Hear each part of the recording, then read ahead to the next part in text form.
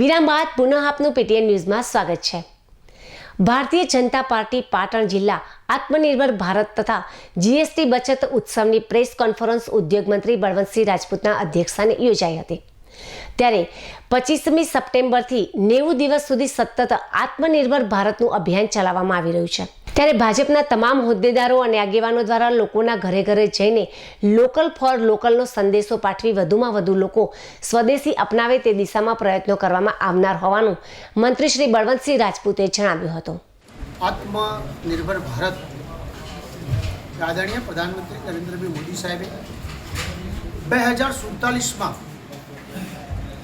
સમગ્ર ભારત વિશ્વમાં આત્મનિર્ભર બને એ પ્રકારનો 25 વર્ષનો એક મેપ બનાવ્યો છે।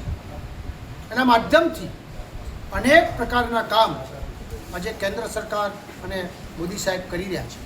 એના ભાગરૂપે તમે જોયું હશે કે હમણાં જ જીએસટીમાં 5 સ્ટેપ હતા, એમાં ઘટાડો કર્યો છે। જીએસટીમાં મોટો ઘટાડો કર્યો છે। કુલ જીએસટી 5 જે હતા એમાં 16.5% ટેક્સ થતો હતો, એ ઘટાડીને 13% કર્યો। એનો મિનિંગ કે જીએસટીની જે આવક છે એની અંદર તમે ભાગાકાર કરો તો તમને ખ્યાલ આવે કે 80 કરોડથી વધારે કરોડ રૂપિયાનો ફાયદો એ આ ભારતની અંદર લોકોને થવાનો છે। એની સાથે સાથે ટેક્સનું જે માધ્યમ હતું એ 12 લાખ રૂપિયા સુધી કાંઈ તમને ટેક્સ લાગે નહીં, એટલે એના કારણે આ દેશમાં 1 લાખ કરોડની આવકનો બીજો પણ લોકોને મોટામાં મોટો ફાયદો થયો છે।